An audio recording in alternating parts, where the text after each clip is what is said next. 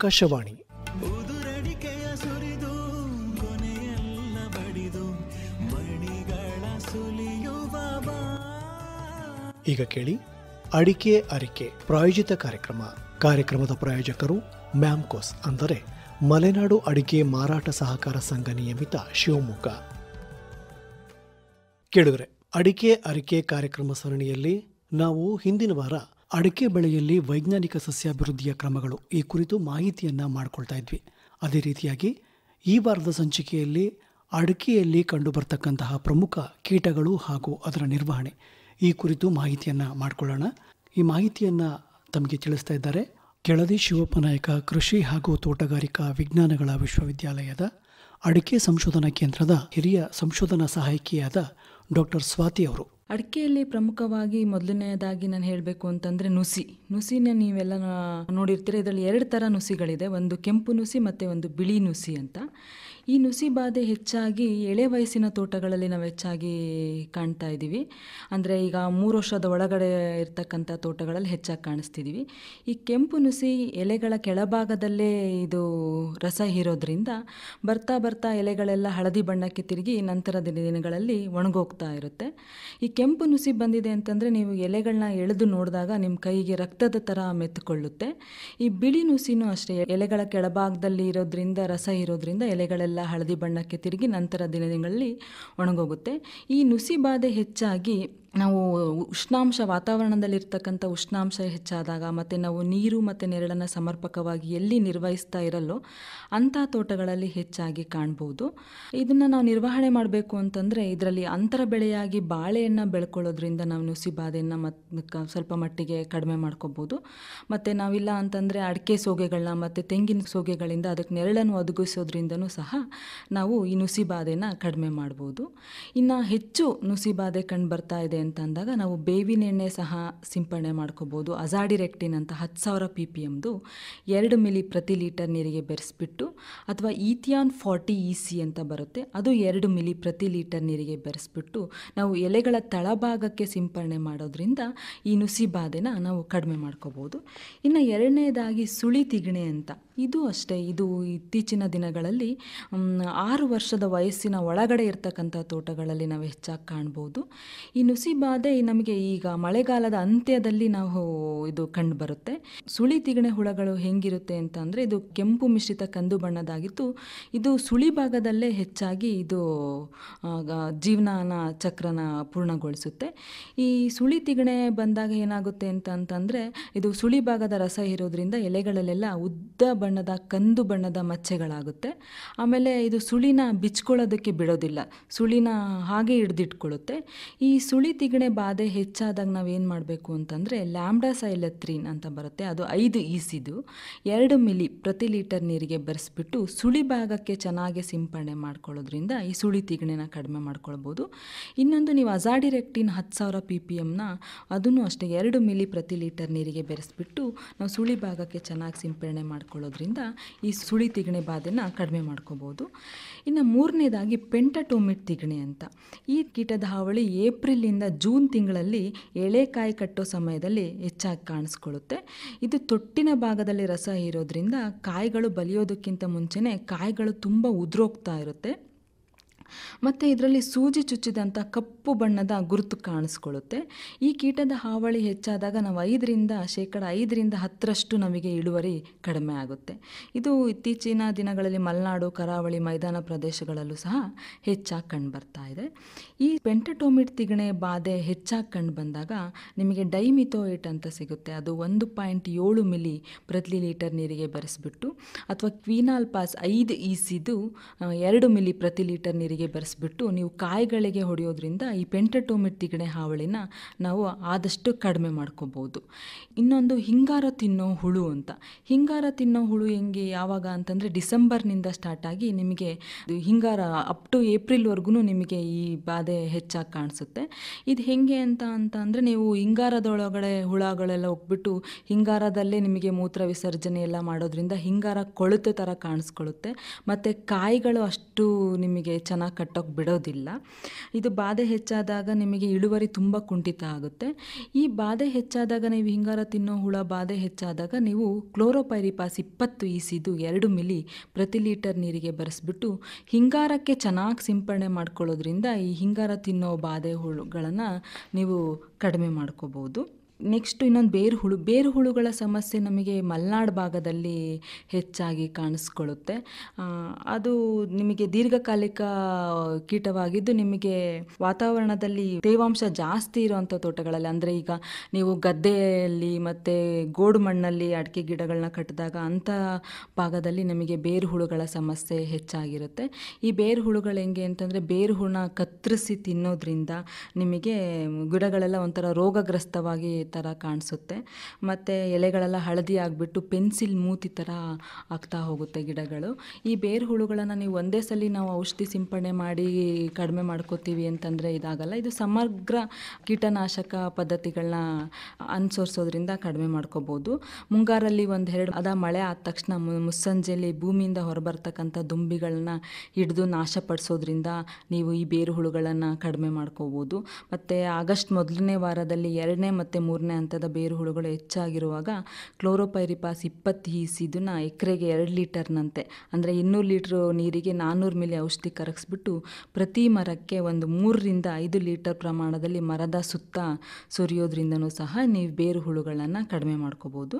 ಮತ್ತು ಸೆಪ್ಟೆಂಬರ್ ತಿಂಗಳಲ್ಲಿ ಸಾಧ್ಯವಿರೋ ಕಡೆ ಬಸಿಗಾಲುವೆಗಳಲ್ಲಿ 3-4 ದಿನ ಕಂಠಮಟ್ಟ ನೀರು ನಿಲ್ಲಿಸ್ಬಿಟ್ಟು ಹುಳುಗಳು ಮೇಲ್ಪದ್ರಕ್ಕೆ ಬರುತ್ತೆ ಅಂತ ಅದನ್ನು ಅಗೆತ ಮಾಡಿಬಿಟ್ಟು ಅದರಲ್ಲಿ ಹುಳುಗಳನ್ನು ಹೆಕ್ಕಿ ನಾಶಪಡಿಸ್ಬೋದು. ಮತ್ತು ನೀವು ಮೆಟಾರೈಸಿಯಂ ಅನಿಸೋಪ್ಲಿ ಅಥವಾ ಹೆಟಿರೋರ್ಯಾಬ್ಡಿಟಿಸ್ 20 ಗ್ರಾಮ್ ಪುಡಿಯನ್ನು 1 ಲೀಟ್ರಲ್ಲಿ ನೀರು ಬೆಳೆಸ್ಬಿಟ್ಟು ಗಿಡದ ಬುಡಭಾಗಕ್ಕೆ ಹಾಕೋದ್ರಿಂದನೂ ಸಹ ನೀವು ಇದನ್ನು ಮಾಡ್ಬೋದು. ಮತ್ತು ಬೇರು ಹುಳು ಆಗಿರ್ತಕ್ಕಂಥ ಮರಗಳಿಗೆ 250 ಗ್ರಾಮ್ ಬೇವಿನ ಹಿಂಡಿ ಹಾಕೋದ್ರಿಂದನೂ ಸಹ ಇದನ್ನು ನೀವು ಹತೋಟಿ ಮಾಡ್ಬೋದು. ನಿಮಗೆ ಸಾಧ್ಯ ಆಯಿತು ಅಂತಂದರೆ ಕಲ್ಗೋಚ್ ಮಣ್ಣು ಲಭ್ಯ ಇದ್ದರೆ ಆ ಕಲ್ಗೋಚ್ ಮಣ್ಣುಗಳನ್ನು ಸಹ ನೀವು ಹಾಕೋದ್ರಿಂದನೂ ಸಹ ಈ ಬೇರು ಹುಳುಗಳನ್ನು ನಿರ್ವಹಣೆ ಮಾಡ್ಬೋದು. ಮತ್ತು ಇತ್ತೀಚಿನ ದಿನಗಳಲ್ಲಿ ರುಗೋ ಸುರುಳಿ ಸುತ್ತೋ ಬಿಳಿ ನೊಣ ಅಂತ ಕೇಳಿರ್ತೀರ. ಅದು ಹೆಚ್ಚಾಗಿ ನಮಗೆ ತೆಂಗಲ್ಲಿ ಜಾಸ್ತಿ ನೋಡಿರ್ತೀರ. ಅಂಥದ್ರಲ್ಲಿ ಇವಾಗ ಇತ್ತೀಚಿನ ದಿನಗಳಲ್ಲಿ ಏನಾಗ್ತಾ ಇದೆ ಅಂತಂದರೆ ಇದು ಅಡಿಕೆಯಲ್ಲೂ ನಾವು ಕಾಣ್ತಾ ಇದ್ದೀವಿ. ಇದು ಏನಾಗುತ್ತೆ ಅಂತಂದರೆ ಬಿಳಿ ನೊಣಗಳು ರಸ ಇರೋದ್ರಿಂದ ಅಲ್ಲಿ ನಿಮಗೆ ಬಿಳಿ ಸಿಹಿ ದ್ರಾವಣ ಬರುತ್ತೆ. ಅಂಥ ದ್ರಾವಣ ಏನಾಗುತ್ತೆ ಅಂತಂದರೆ ಅದು ಕ್ಯಾಪ್ನೋಡಿಯಂ ಅಂತ ಒಂದು ಫಂಗಸ್ನ ಅಟ್ರಾಕ್ಟ್ ಬಿಟ್ಬಿಟ್ಟು ನಿಮಗೆ ರುಗೋ ಸುರುಳಿ ಸುತ್ತಿ ಬಿಳಿ ನೊಣ ಆಗಿರ್ತಕ್ಕಂಥ ತೋಟ ಕಪ್ಪು ಮಸಿ ಬೆಳೆದಿರೋ ಥರ ಎಲೆಗಳೆಲ್ಲ ಕಾಣ್ತಾ ಹೋಗುತ್ತೆ.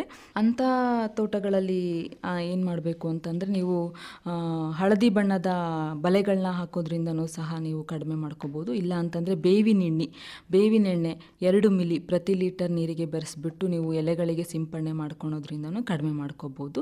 ಅಥವಾ ನೀವು ಇದು ಸ್ಟಾರ್ಚ್ ಅಂತ ಕರಿತೀವಿ, ಅಂದರೆ ನೀವು ಅನ್ನ ಬೇಯಿಸಿದ ಗಂಜಿ ಇರುತ್ತಲ್ಲ ಅದನ್ನಾದ್ರೂ ನೀವು ಸಿಂಪಡಣೆ ಮಾಡ್ಕೊಳ್ಳೋದ್ರಿಂದನೂ ಸಹ ನೀವು ಇದನ್ನು ರುಗೋ ಸುರುಳಿ ಸುತ್ತುವ ಬಿಳಿ ನೊಣದ ಹತೋಟಿ ಮಾಡ್ಕೋಬೋದು.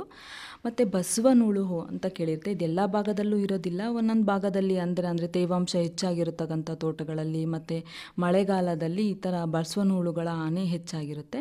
ಈ ಬಸವನಹುಳು ಹೆಂಗೆ ಅಂತ ಅಂದರೆ ಒಂದೇ ಭಾಗಕ್ಕೆ ನಿಮಗೆ ತೊಂದರೆ ಕೊಡಲ್ಲ, ಅಂದರೆ ಎಲೆಗಳನ್ನೂ ಸಹ ಇದು ಕಡ್ದು ತಿನ್ನುತ್ತೆ, ಮತ್ತು ಕಾಂಡದ ಹಸಿರು ಭಾಗಗಳನ್ನು ಸಹ ಕೆರೆದು ತಿನ್ನುತ್ತೆ, ಮತ್ತು ನರ್ಸರಿಗಳಲ್ಲೂ ಸಹ ಎಲೆಗಳನ್ನ ತಿನ್ನುತ್ತೆ, ಮತ್ತು ಕಾಯಿಗಳನ್ನು ಸಹ ತಿನ್ನುತ್ತೆ. ಇದು ಬಸವನಹುಳು ಹೆಂಗೆ ಅಂತಂದರೆ ಮರದ ಎಲ್ಲ ಭಾಗಗಳಿಗೂ ನಿಮಗೆ ಬಸವನಹುಳು ಹಾನಿ ಮಾಡ್ತಾ ಹೋಗುತ್ತೆ. ಈ ಬಸವನಹುಳು ಹೇಗೆ ಅಂತಂದರೆ ಬರ್ತಾ ಬರ್ತಾ ಬರ್ತಾ ನಾವು ಎಲ್ಲ ಕೀಟನಾಶಕಗಳಿಂದನೂ ಅದು ಒಂಥರ ನಿರೋಧಕ ಶಕ್ತಿ ಪಡ್ಕೊಂಡ್ಬಿಟ್ಟಿದೆ. ಈ ಬಸವನಹುಳುಗೆ ತುಂಬ ಯೋಗ್ಯವಾದ ಅಂದರೆ ಸೂಕ್ತವಾದ ಪದ್ಧತಿ ಅಂತಂದರೆ ನೀವು ಕೈಯಲ್ಲಿ ಹಿಡಿದು ನಾಶಪಡಿಸೋದು ತುಂಬ ಒಳ್ಳೆಯದು. ಅದು ಕೈಯಲ್ಲಿ ಹಿಡಿದ್ಬಿಟ್ಟು ಅದು ರಾತ್ರಿ ನಿಶಾಚರಿ ಆಗಿರೋದ್ರಿಂದ ರಾತ್ರಿ ಭಾಗದಲ್ಲೇ ಅದು ಹೆಚ್ಚಾಗಿ ಕಾಣಿಸುತ್ತೆ. ಅದು ಬೆಳಗ್ಗೆ ಹೊತ್ತು ನಿಮಗೆ ಕಾಣಿಸೋದಿಲ್ಲ. ನಿಮಗೆ ಅದಕ್ಕೋಸ್ಕರ ನೀವು ಒಂದು ಚೀಲನ ಸಗಣಿ ನೀರಲ್ಲಿ ಅದ್ಬಿಟ್ಟು ತೋಟದ ಅಂಚಲ್ಲಿ ಅಲ್ಲಲ್ಲಿ ಹಾಕೋದ್ರಿಂದ ಆ ಬಸವನಹುಳುಗಳೆಲ್ಲ ನಿಮಗೆ ರಾತ್ರಿ ಸಮಯದಲ್ಲ ಬಂದು ಅದಕ್ಕೆ ಅಟ್ರಾಕ್ಟ್ ಆಗಿಬಿಟ್ಟು ಕೆಳಗಡೆ ಇರುತ್ತೆ. ಅದನ್ನು ನೀವು ಸಂಗ್ರಹಿಸಿಬಿಟ್ಟು ಸುಣ್ಣದ ತಿಂಡಿ ನೀರಲ್ಲೋ ಅಥವಾ ಉಪ್ಪಿನ ನೀರಲ್ಲೋ ಹಾಕೋದ್ರಿಂದ ಈ ಬಸವನಹುಳುಗಳನ್ನ ಕಡಿಮೆ ಮಾಡ್ಕೋಬೋದು. ಅಥವಾ ಮೆಟಾಲ್ಡಿಹೈಡ್ ಅಂತ ಸಿಗುತ್ತೆ, ಅದನ್ನು 20 ಗ್ರಾಮ್ ಅಷ್ಟು ಅಲ್ಲಲ್ಲಿ ಹಾಕೋದ್ರಿಂದನೂ ಸಹ ಈ ಬಸವನಹುಳುಗಳನ್ನು ನೀವು ಕಡಿಮೆ ಮಾಡ್ಕೋಬೋದು. ಮಾಡ್ಬೋದು. ತುಂಬ ಸೂಕ್ತವಾದ ಪದ್ಧತಿ ಅಂತ ಅಂದರೆ ನೀವು ಕೈಯಲ್ಲಿ ಹಿಡಿದು ನಾಶಪಡಿಸೋದು ತುಂಬ ಒಳ್ಳೆಯದು. ಅಥವಾ ಪಪ್ಪಾಯದ ಎಲೆಗಳು ಅಥವಾ ಕೊಳ್ತಿರೋಂಥ ಪಪ್ಪಾಯಗಳೆಲ್ಲ ಅಲ್ಲಲ್ಲಿ ಹಾಕೋದ್ರಿಂದ ಅದು ಪಪ್ಪಾಯ ಹಣ್ಣಿಗೆ ಆಕರ್ಷಿತವಾಗಿ ಬರುತ್ತೆ. ಅದನ್ನು ನೀವು ಅದನ್ನು ಹಿಡಿದು ಆವಾಗ ಅದನ್ನು ಹಿಡಿದ್ಬಿಟ್ಟು ನೀವು ಸುಣ್ಣದ ತಿಳಿ ನೀರಲ್ಲೋ ಅಥವಾ ಉಪ್ಪಿನ ನೀರಲ್ಲೋ ಹಾಕೋದ್ರಿಂದ ಈ ಬಸವನ ಹುಳುಗಳನ್ನ ನಾವು ಆದಷ್ಟು ಕಡಿಮೆ ಮಾಡ್ಕೊತ ಹೋಗ್ಬೋದು. ಮತ್ತು ನಿಮಗೆ ತುಂಬ ಹಾನಿ ಮಾಡ್ದಲೇ ಇರ್ತಕ್ಕಂಥ ಕೀಟಗಳಿದ್ದಾವೆ. ಶಲ್ಕ ಕೀಟ ಇದೆ, ಮತ್ತು ಇದು ತ್ರಿಪ್ಸ್ ಅಂತ ಕರಿತೀವಿ, ಈ ಥರ ಹುಳುಗಳಿದೆ. ಅದು ಆದಷ್ಟು ನಿಮಗೆ ತೊಂದರೆ ಮಾಡೋದಿಲ್ಲ.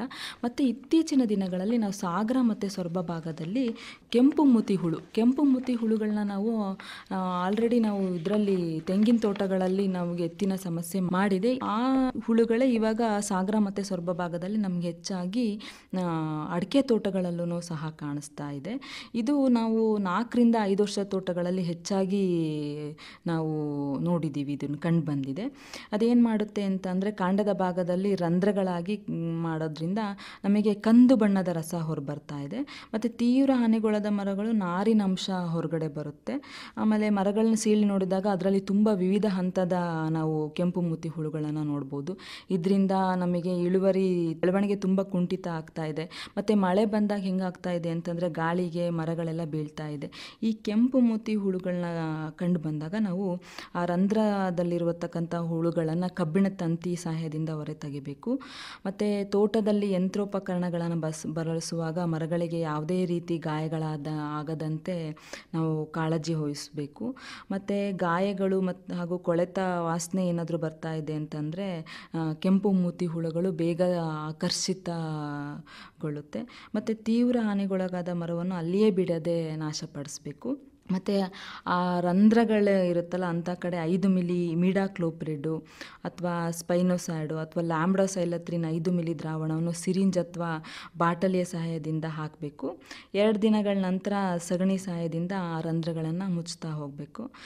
ರಂಧ್ರಗಳಿಗೆ ಏನಾದರೂ ನಮಗೆ ನೇರವಾಗಿ ಹಾಕೋದು ತುಂಬ ಕಷ್ಟ ಆಯಿತು ಅಂತ ಅಂದರೆ 0.5 ಮಿಲಿ ಇಮಿಡಾಕ್ಲೋಪ್ರಿಡು ಅಥವಾ ಸ್ಪೈನೋಸ್ಯಾಡ್ 0.5 ಮಿಲಿ ಲ್ಯಾಂಬ್ಡಾಸೈಲತ್ರಿನ್ 2 ಮಿಲಿ ಪ್ರತಿ ಲೀಟರ್ ನೀರಿಗೆ ಬರೆಸ್ಬಿಟ್ಟು ರಂಧ್ರಗಳಿರ್ತಕ್ಕಂಥ ಭಾಗಗಳಿಗೆ ನಾವು ಸಿಂಪರಣೆ ಮಾಡ್ತಾ ಹೋಗಬೇಕು.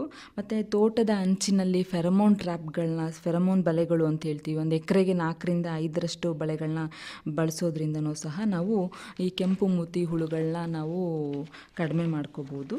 ಮತ್ತು ಇದನ್ನು ನಾವು ಒಬ್ಬರೇ ಕಡಿಮೆ ಮಾಡ್ತೀವಿ ಅಂತಂದರೆ ತುಂಬ ಕಷ್ಟ ಆಗುತ್ತೆ. ಇದನ್ನು ಸಾಮೂಹಿಕವಾಗಿ ಎಲ್ಲರೂ ಮಾಡೋದ್ರಿಂದ ನಾವು ಈ ಕೆಂಪು ಮೂತಿ ಹುಳುವಿನ ಬಾಧೆಯನ್ನು ಆದಷ್ಟು ಕಡಿಮೆ ಮಾಡ್ತಾ ಹೋಗ್ಬೋದು. ಮತ್ತು ಇನ್ನೊಂದು ಇತ್ತೀಚಿನ ದಿನಗಳಲ್ಲಿ ಹೆಂಗಾಗ್ತಾ ಇದೆ ಅಂತಂದರೆ ಕಾಂಡದ ಗುಂಡು ರಂಧ್ರ ಕೊಡಕ ಅಂದರೆ ನಾವು ಶಾರ್ಟ್ ಹೋಲ್ ಬೋರರ್ ಅಂತ ಕರಿತೀವಿ. ಆ ಶಾರ್ಟ್ ಹೋಲ್ ಬೋರರ್ ನಾವು ಇತ್ತೀಚಿನ ದಿನಗಳಲ್ಲಿ ತುಂಬ ಕಡೆ ಅಬ್ಸರ್ವ್ ಮಾಡ್ತಾ ಇದ್ದೀವಿ. ಅಂದರೆ ಅದು ಮರದ ಕಾಂಡಗಳಲ್ಲಿ ಹೋಲ್ಗಳನ್ನ ಮಾಡೋದ್ರಿಂದ ಅದರಿಂದ ನಮಗೆ ಅಂಟು ದ್ರವ ಹೊರಗಡೆ ಬರ್ತಾ ಇದೆ. ಇದು ನಮಗೆ ಇಳುವರಿಗೆ ಅಷ್ಟಾಗಿ ನಮಗೆ ಏನು ಹಾನಿಗಳನ್ನ ಉಂಟು ಮಾಡ್ದಲೇ ಇದ್ರೂ ನಮಗೆ ಬೆಳವಣಿಗೆಗೆ ತುಂಬ ಎಫೆಕ್ಟ್ ಮಾಡ್ತಾ ಇದೆ. ಸಣ್ಣ ರಂಧ್ರಗಳನ್ನ ಮಾಡ್ತಾ ಇದೆ. ಅದರಿಂದ ಕಂದು ಬಣ್ಣದ ದ್ರವ ಹೊರಗಡೆ ಬರ್ತಿದೆ. ಇದನ್ನೆಲ್ಲ ನಾವು ಇತ್ತೀಚಿನ ದಿನಗಳಲ್ಲಿ ಹೊಳಲ್ಕೆರೆ, ಚನ್ನಗಿರಿ ಭಾಗದಲ್ಲಿ ಹೆಚ್ಚಾಗಿ ನೋಡಿದ್ದೀವಿ.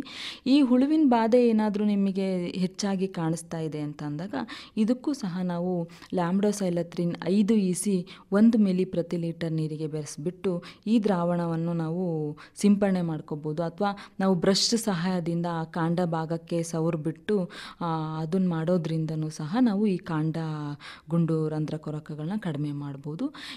ಇಷ್ಟು ನಾವು ಅಡಿಕೆಯಲ್ಲಿ ಕಂಡು ಬರ್ತಕ್ಕಂಥ ಪ್ರಮುಖ ಕೀಟಗಳು ಮತ್ತು ಅದನ್ನು ಹೇಗೆ ನಿರ್ವಹಣೆ ಮಾಡಬೇಕು ಅಂತ ತಿಳಿಸ್ಕೊಟ್ಟಿದ್ದೀನಿ. ಇದುವರೆಗೆ ಅಡಿಕೆ ಅರಿಕೆ ಪ್ರಾಯೋಜಿತ ಕಾರ್ಯಕ್ರಮವನ್ನು ಕೇಳಿದಿರಿ. ಕಾರ್ಯಕ್ರಮದ ಪ್ರಾಯೋಜಕರು ಮ್ಯಾಮ್ಕೋಸ್ ಅಂದರೆ ಮಲೆನಾಡು ಅಡಿಕೆ ಮಾರಾಟ ಸಹಕಾರ ಸಂಘ ನಿಯಮಿತ ಶಿವಮೊಗ್ಗ. ಈ ಕಾರ್ಯಕ್ರಮದಲ್ಲಿ ಭಾಗವಹಿಸಿದವರು ಅಡಿಕೆ ಸಂಶೋಧನಾ ಕೇಂದ್ರ ಶಿವಮೊಗ್ಗದ ಹಿರಿಯ ಸಹಾಯಕ ಸಂಶೋಧಕರಾದ ಡಾಕ್ಟರ್ ಸ್ವಾತಿ. ಕಾರ್ಯಕ್ರಮವನ್ನು ನಿರ್ಮಿಸಿದವರು ಮಹೇಶ್ HM. ಪ್ರಸ್ತುತಿ SR ಭಟ್. ಹಸಿ ಮಡಿಕೆಯ